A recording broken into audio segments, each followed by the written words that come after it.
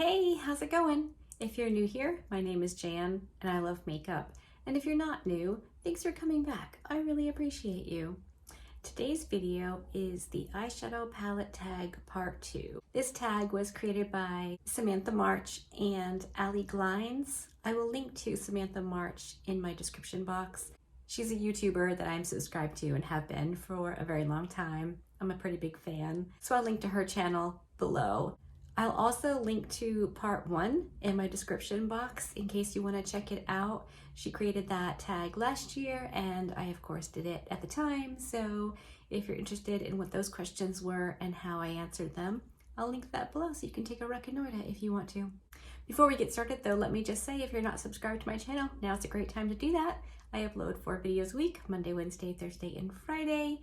And if you ring the little bell and choose all, YouTube will notify you when I upload a new video. And then you can choose to watch it or not. Totally up to you, no pressure. Okay, so in total, there are 11 questions. So let's just jump right into it. I, of course, had to write all of the questions down on my phone because my memory is atrocious. Question number 1 is the all-time favorite palette.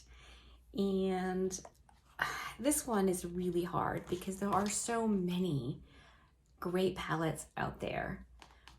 When I think about my favorite, I think, what do I want to reach for? Even if I can't, I still want to. And that would be the Nomad Home for the Holidays palette. I love this eyeshadow palette. It has 8 shimmery metallic shades and this matte black, which is absolutely amazing for deepening up any shade in your outer crease or literally wherever. And all of these shimmer metallic-y shades are stunning, every single one of them. I can bring this palette into a look with almost any palette I have in my collection, and it just, it amps it up a little bit, and I love this palette. I want to play with it all the time. Number 2 is a new favorite palette, and that would go to the Blend Bunny Dollhouse palette. This is very new to my collection. I've only used it a few times, but this is a fantastic palette. It's so good. It covers all of the bases. It's easy to use. It's set up in a way that you can just go up and down the columns and get a fantastic look. You can bop around all over and create anything that you want to. The shimmery metallic shades are amazing. The mattes are amazing. This is a great palette. Number 3 is a palette to keep for the memories. And that is the Huda Beauty Electric Obsessions palette. When this palette came out, my best friend and I were talking about it, and she said, you know, I could never use that palette and make it work, but you could. You should get it and rock it. And so I did. And now, I mean, compared to what we have these days, this is not anything.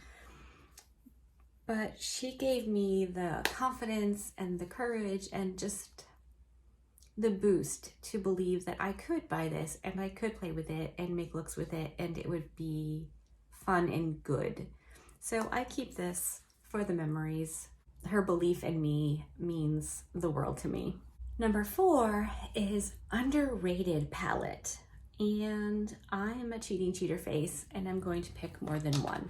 This is my video. I can do that if I want to. So the first one I'm going to mention is the BH Cosmetics Passion in Paris.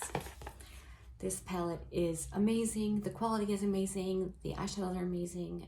Excellent metallics, excellent mattes. So, so good. Any palette in the travel series is amazing. The other one I want to mention is from the Say It collection, and this is the Do Not Disturb palette. Same thing, beautiful, blendable, pigmented, mattes, gorgeous, shimmery, metallic shades. Any of the palettes in either of these series are amazing. BH does not get enough credit for their good stuff, and their good stuff is right up there with top of the line makeup that you can think of. Number 5 is a palette that's not a favorite, but I can't get rid of it, and I'm going to give that to this giant Morphe 35M palette. This is what the inside looks like. My daughter got this palette for me, and I don't use it often. I don't even think about it. But when I do see it and I open it, I want to use it. The greens in this palette look amazing. The purples are really pretty. The neutrals are neutrals. If I remember correctly, the quality of this was decent, and I certainly used it quite a bit. So yeah, not a fave, but I definitely keep it. And I suspect I'm gonna have to bust it out for a Throwback Thursday look. That could be fun. Number 6 is favorite collab palette. And again, I'm cheating and I'm choosing 2. The first one is the Mel Thompson Sydney Grace Tiny Marvels palette. Sadly, Mel is no longer with us, but her palette is, and I am so glad to have this in my collection. Mel did an amazing job with this palette. I think it's excellent. Great quality, great color story, super fun to play with, and sentimental. The other one is my Angelica Nyqvist Kaleidos Club Nebula palette. I am a huge fan of Angie. I watch all of her videos. She's into fun makeup, and this color story is that. It's super fun. It checks all of the boxes for me. Beautiful shimmery metallics, nice and deep shades, colorful shades. This is an excellent palette. Unfortunately, it's no longer available, but such a great palette. If you don't follow Angie, you totally should. I'll link her channel below. She's awesome. Number 7 is favorite palette of 2021. Now, if this isn't your first video, you may already know the answer to this, so I'll give you a second in case you want to take a guess. It is the BH Cosmetics Lit List palette. I got this obviously when it was released, and I used it so much. I love this palette. It's so good. It's the good BH quality. This red pressed glitter shade is awful. I would never use it. And this matte red isn't as red as I would like for it to be. But other than that, every shade in this is fantastic and so versatile. I mean, it literally goes all over. Light, dark, shimmer, matte. It's got everything, and the quality is spectacular. So number 8 is a palette you didn't expect to love. And for me, it is the Pat McGrath Eye Ecstasy the Eye Ecstasy Sublime Eyeshadow Palette. I ordered the Pat McGrath foundation, and when I was on the site, they had this for $10. And I was like, okay, whatever. It's $10, it's Pat McGrath, so it's gonna be good quality. Shimmer shades, it's tiny, why not grab it? And then my granddaughter was over and wanted to play makeups, so she picked this one to play with. And I was like, yeah, fine, that's cool, we'll throw that on. And we used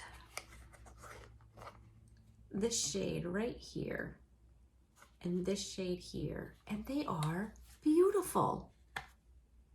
I don't know why I was so surprised, but they just kind of seem like run-of-the-mill shimmery shades.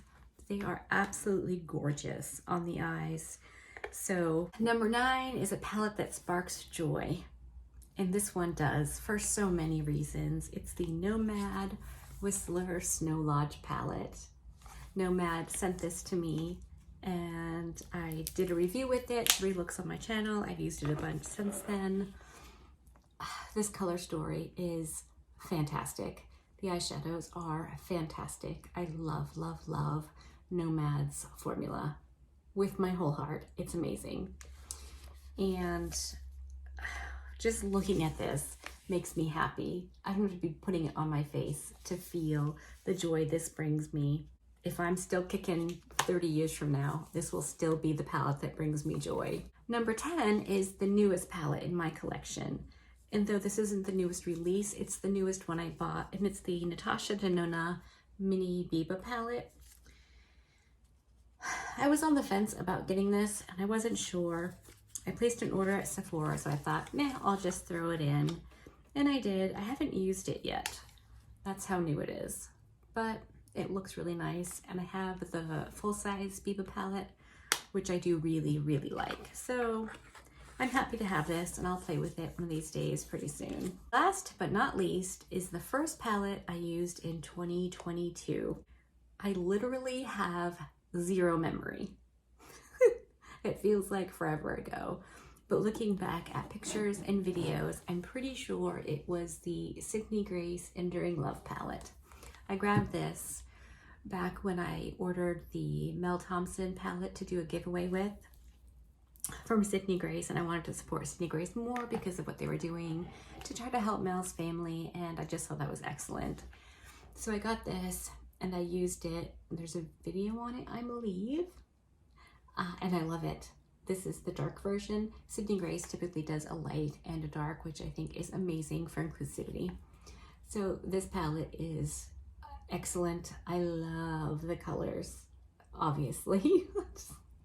I'm not sure there's a shadow I don't love, but this was the first one that I used in 2022. So that's it. That is the eyeshadow palette tag part 2 and the palettes I chose. If you'd like to answer these questions in the comment section, I would love to read your answers.